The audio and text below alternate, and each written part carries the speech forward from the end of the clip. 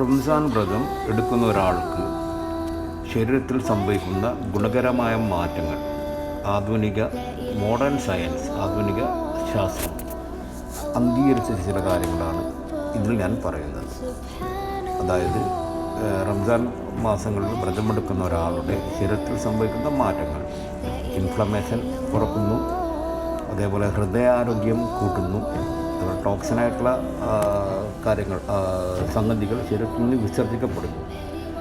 ഇതൊക്കെ 1400 വർഷങ്ങൾക്കപ്പുറം ഖുർആനിൽ പറഞ്ഞ കാര്യങ്ങളാണ്. റംസാൻ മാസത്തിലെ വ്രതം കൊണ്ട് ശാരീരികമായിട്ടുള്ള ഗുണങ്ങളാണ് ഇതിൽ പറഞ്ഞിരിക്കുന്നത്.